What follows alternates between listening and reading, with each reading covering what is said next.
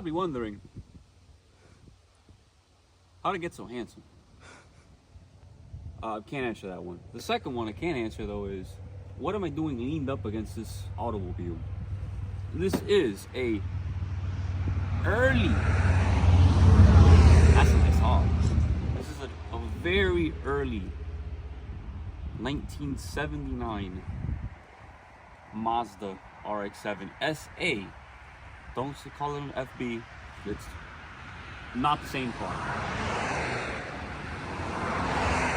This is actually titled as a 78. It's kind of weird. It's super early. I was always told that's SA 80, but this is apparently titled as a 78. It's one of the first batches of cars that actually came here, because apparently in 79 you had 3 different batches of generations in 79 specifically, each with their own special thing. I don't want to, I'll get into it later. It's a lot of complications. But anyways, this car, I was unexpected to receive it.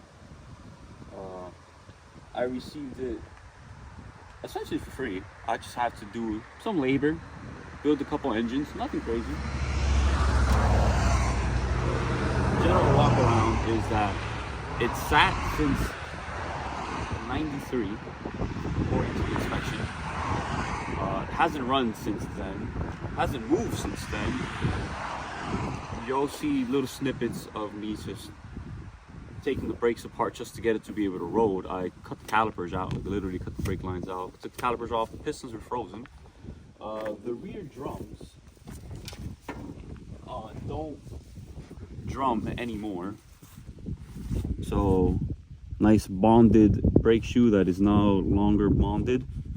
Probably could have stopped.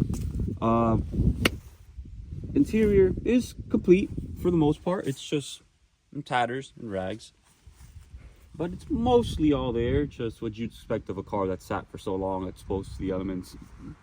Ripped seats, ripped dash. It's 70s building materials. You have cardboard everywhere, you have pleather everywhere, fake leather. Overall, paint's oxidized, as you can see. I could probably bring it back. Very sandpaper-like noises, but the body is relatively rust-free, which is surprising up here in the Northeast, because you can't really get that. There is some little bit of rust down it there in the lower rocker panels, but the quarters and all that are pretty good. Taillights, minor crack in them. Everything on this side is basically the same story. Doesn't seem like there was ever in an accident. And then we have, like, down here at the doors is starting to get a little concerning, but you can't see it on the outside, so we don't care about that. Anyways, steel wheels, which is a little bit of a rarity. It also has as you saw, a tin top. From my reading, it's a fairly uncommon combination, because this being a GS model, the GS was, I guess, one step above standard, because I believe in 79 and 80 SA you had like G, it was a GS, and then you had S, and then you had Limited. The GS normally got aluminum wheels, but for whatever reason this one has steel on it, so it's either never got them, maybe it was too early in production to get them, maybe somebody swapped them out, who knows.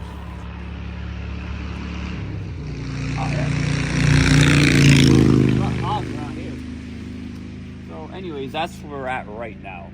I have already, like I said previously, taken the brakes apart just to get it to roll.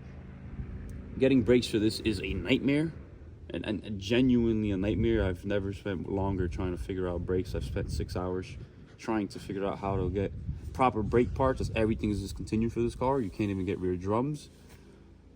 The front brakes use a wedge style. I have no experience with those, and I might try to convert those. And the brake lines use a different thread pitch than all the other RX-7s, which, again, it's the Wild West with this car. Everything's different. But today we're going to see if we can get the engine to turn over.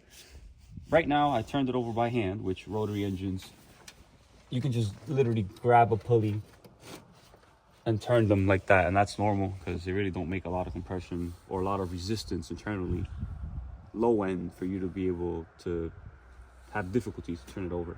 The starter's locked up, surprisingly, so I have a new used starter that I'm gonna toss in there, and then we're gonna pop this bad boy in there, give it a actual rotary engine compression tester. You can use a regular piston engine compression tester with the straighter valve removed. It will give you a ballpark. I really do not prefer ballparks when I'm working on these cars. I need to know what's happening at every moment. My initial observations of this car show me that somebody was here doing something. I'm not sure what, as in here we have a ground cable somebody crimped to this latch, and then they crimped the other side and put it on the rat's nest. So I'm gonna assume that they might have had a grounding issue, they think. So out of precaution, I'll just re-ground it whenever I put the battery back on, and then I'll go back to it and fix it. I saw this wire was unplugged. It's going into the firewall. Somebody added that. Somebody took the tape off the loom here, so maybe there was an electrical issue. That's for the AC. Then we have this ground question mark that's going to the strut tower. So I have my work cut out for me. And then, as well, as somebody was in here messing with the distributor, as you can see, the locking nut is all the way to the right. Normally these want to be somewhere in the middle, slightly to the left, but that's being an electronic distributor with igniters and all that. This one is actually points and condensers. 79 only, points and condensers. Why, Mazda? I also saw that this cap was also slightly off, so I'm just going to pop the other one off, and let's take a look at the points. All right, the cap looks reasonable. Some corrosion. Wipe that off. Does the rotor pop out like the other styles, or is it screwed in? Pops right out. Rotor looks reasonable. The points in, I don't know what these look like. I'm gonna be real with you guys. I don't know what I'm looking at.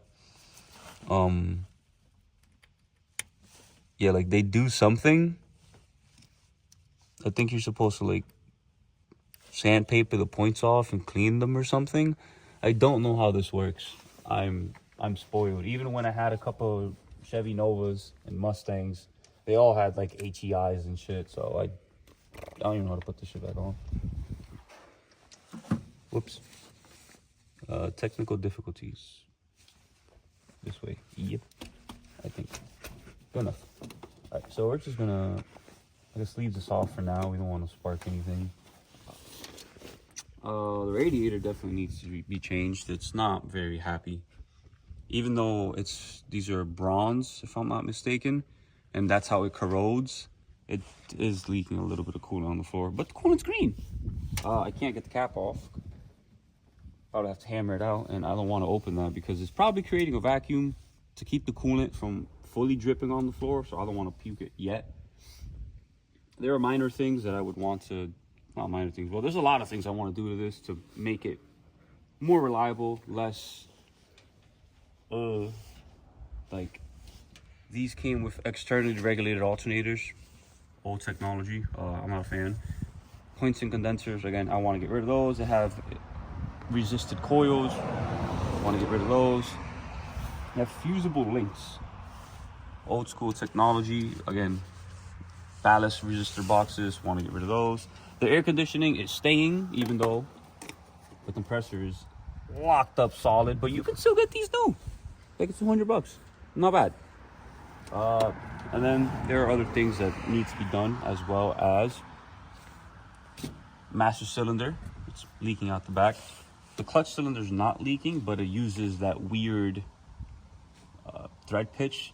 So out of precaution, I'm just going to change it with the slave using a 85 FB. So the mounting pattern is the same, just the thread pitch is different.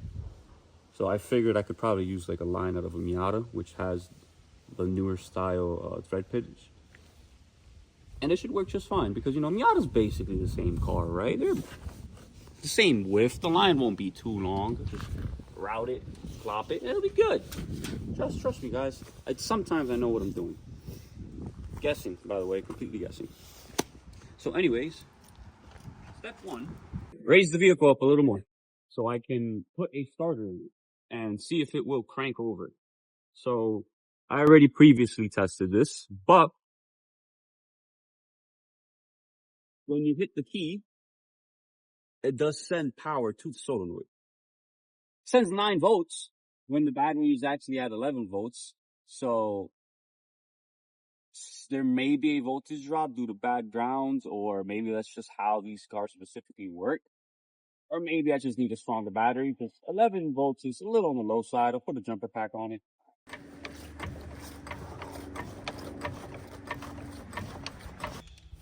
So got my, what I believe would be the only tools I'll need, and the Timu stubby, you know, that classic John, $30, works great. I'm going under the vehicle, and time to suffer. Wow, big starter. God damn. All right, so here we have the two differences. This is a newer style aftermarket, and this is an original starter. As you can see, it's reminiscent of like a big block fucking Chevy starter. Honestly, these are massive units.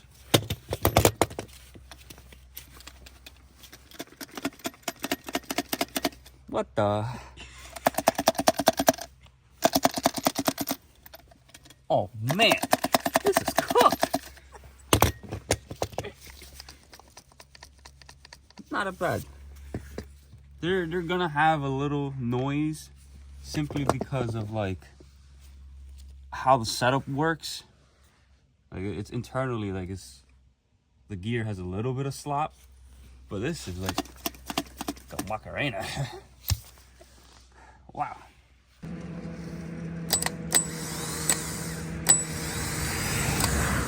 What? Let's see what this one did or didn't do.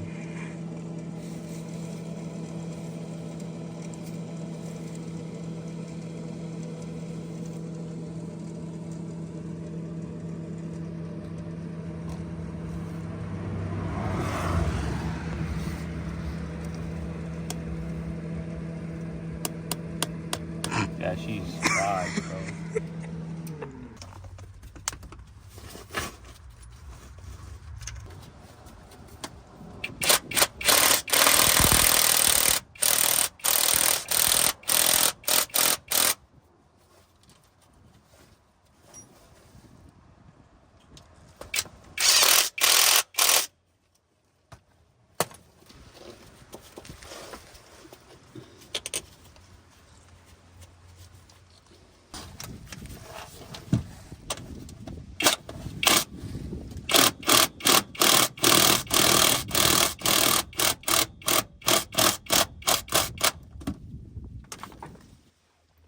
All right, so starter's in. It will probably turn the motor over. Maybe not. I need to replace this battery connection, this terminal, because inside it's pretty corroded. I already tried cleaning it up. It's all marred up. It won't really hold very well. And then the more you try to tighten it, you can even get a nut on it, the more it bends. And it's kind of breaking on this side. I have this laying around. It's for the negative side. This is the positive side. I'm still gonna do it, doesn't matter, just a label. Eventually in the future I will get 2 new terminals. I'm not a fan of this style specifically. I like the ones that have the set screws in them, so you can like have endless connections. Audio guys knows what I'm talking about, but this for now will do just fine. So to start off, I'm gonna cut off what's currently on it with the world's dullest cutting pliers.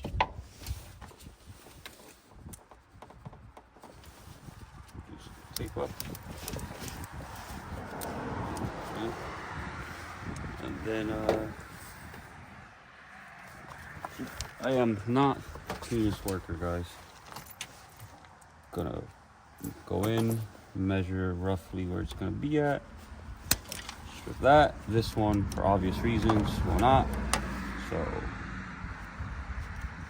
just working it around. Hopefully the blade does something. Kind of lightly cutting. There we go. Yeah, I only got a little bit off. That's fine. It'll be all right. It'll live. And then open this up a little more. Slide that bad boy in.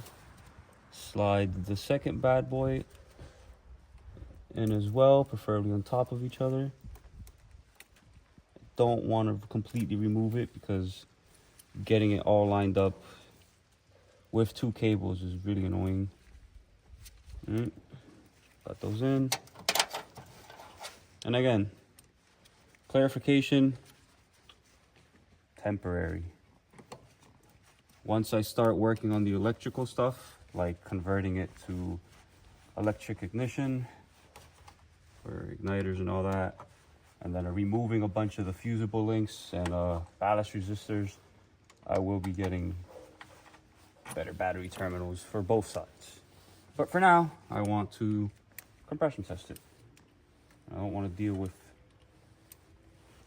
a battery that keeps popping the terminal off when you send a little bit of voltage through her. Yep, it's good and tight. Now it's too big. So I will pry that open. With what? With a pry bar, because that's what it's. Just a wee bit more. This is not the actual function of a pry bar, guys. So don't take my word for it.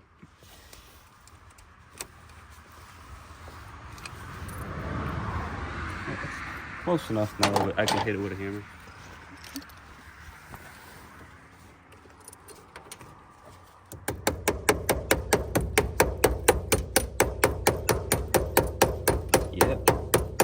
Yep, guys, redneck engineering. And now we close it. Look at that.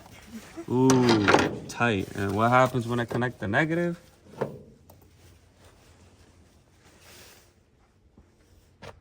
Doesn't catch on fire. Will it turn? Probably should make sure it's out of gear so I don't fucking disintegrate. The shifter's so loose.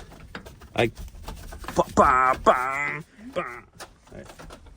That feels like neutral. Hope it's neutral.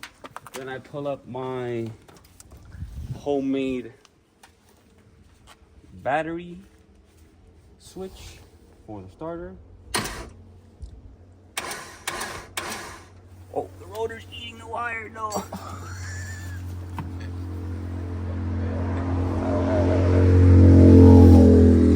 Hey, yo.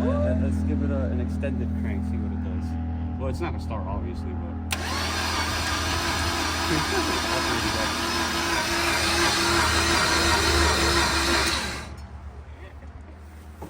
We will be right back as we hook up the compression tester. Alright, so for a rotary compression test, what you need to do is remove the leading spark plug, which is the one at the bottom, and insert your chosen tool. Normally you do it one at a time, but in this specific case, I'm just gonna take both plugs out. Ooh, it's a little crusty. Both leadings on the bottom, not both plugs on one housing, because they have two in a housing. Why?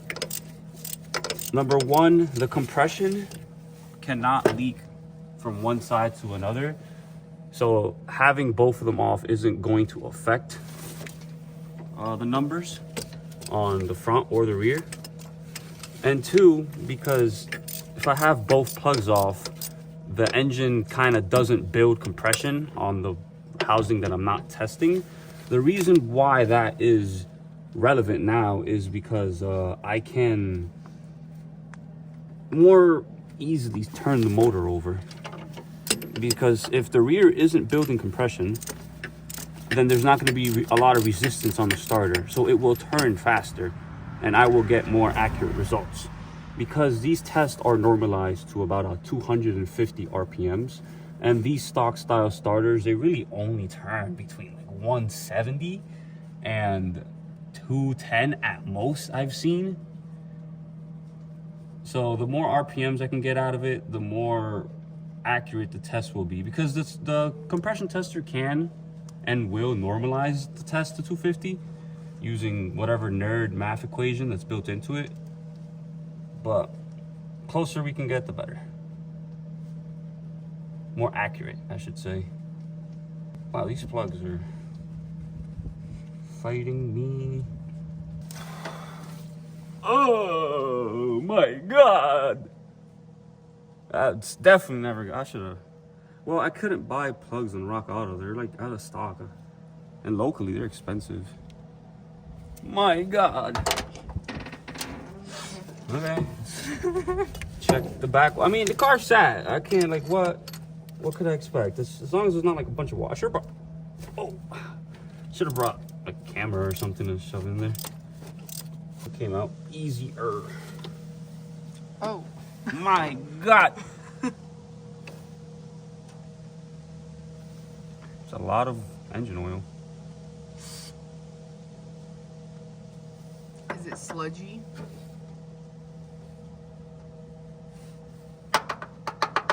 Yeah, maybe. Normally, the only way engine oil gets in the housing is bad oil control rings. I got boost. I have my oil catcher contraption, and we're gonna crank it.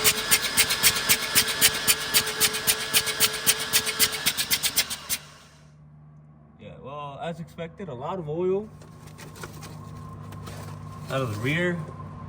The pulses sound relatively even. I hear like one face slightly low. So we'll see. This is why I don't trust the by ear test, because you know, like it'll give you a ballpark, but it won't tell you the full story.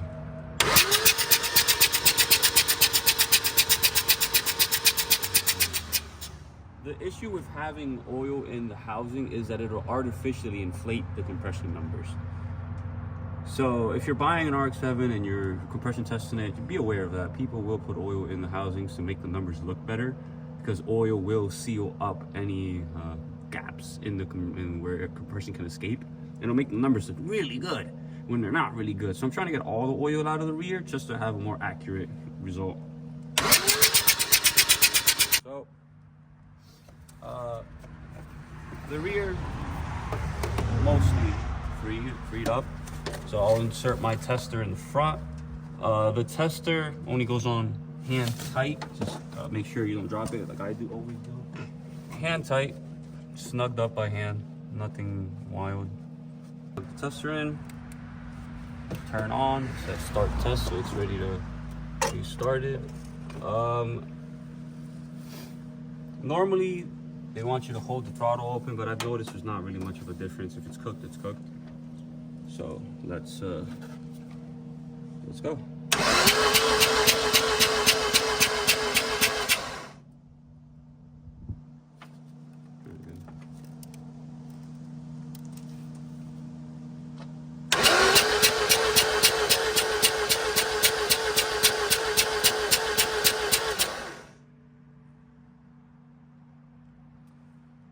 So our numbers are awful.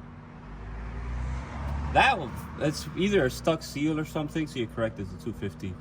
103 is pretty good. 69, it's a funny number. Love that number. Not good. Not very good. All right, so let's just give it another test with the throttle open.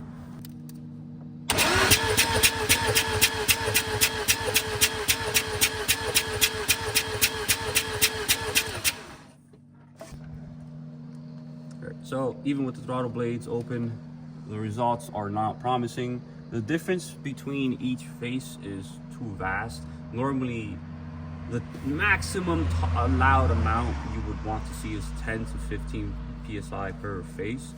These numbers to me indicate that there's possibly a stuck side seal, because side seals control one face, an apex seal will control two faces. So if you have one number that's lower than the rest, the side seal might be stuck. If you have two numbers that are even or just dead missing, it's an apex seal, because the apex seal will control two faces or seal two faces to each other. So these numbers tell me that there's a stuck side seal more than likely, or it's just really worn. Again, this has about 139,000 miles on it roughly. I tend to want to rebuild these between 90 and 130. There's just a lot of carbon buildup. Carbon gets stuck in the side seal, carbon gets stuck in the corner seals. The corner seals actually wear down. I've never opened up an engine of this mileage and then the apex seals were usable. The apexes have a tolerance in them, a height, and they're always below the minimum height for to have a healthy running engine or to even be reused. So I kind of figured I had to rebuild it. I'm not surprised at all. But it is what it is. That's what you get for playing with rotaries. So I will now take out my tester out of the front and install it in the rear. You guys can also see the amount of oil that came out of this, which mostly leaked down on the ground now, but yeah. The front oil cooler, it looks like somebody jacked it up in the front to it. It's like a U shape. That's also leaking oil. I guess it's built oil pressure, which is great news, but that's not so good for me, because now I have to buy an oil cooler and a radiator. So I'll just buy like those eBay radiator oil cooler combos. They work. I put them on 2 cars already. They're not leaking yet. It's been over it's over 2 years for one of them. It's been over a year for mine. Keeps cold. Keeps a full Bridgeport cold. Tell you what. So then, oh yeah, no, there's definitely a lot of crud in there, because now my tester is full of, feels like rust, grime. My rear hooked up. The numbers are more than likely going to be higher than the front. So right now I'm not looking for, I guess, numbers. I'm looking for variance between the numbers. So start test.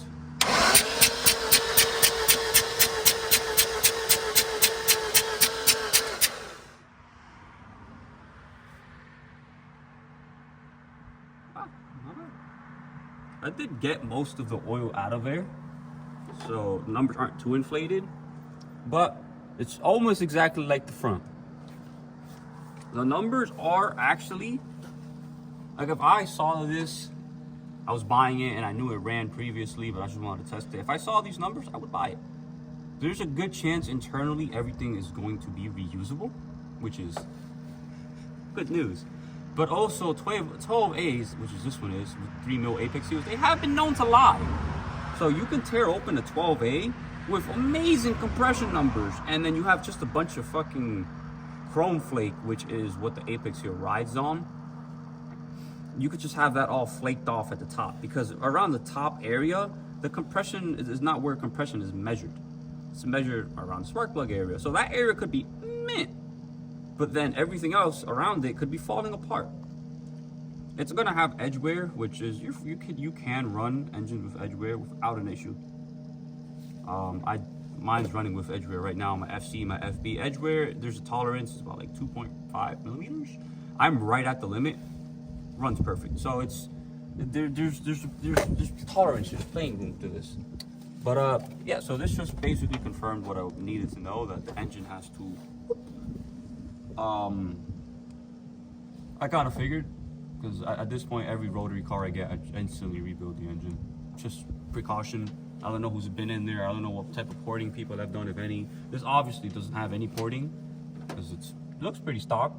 Doesn't look like it's been opened. So yeah, I'll clean all this up now.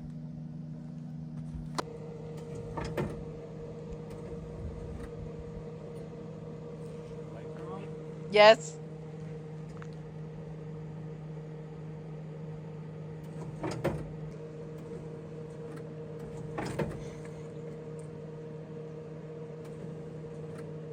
They're not on that time.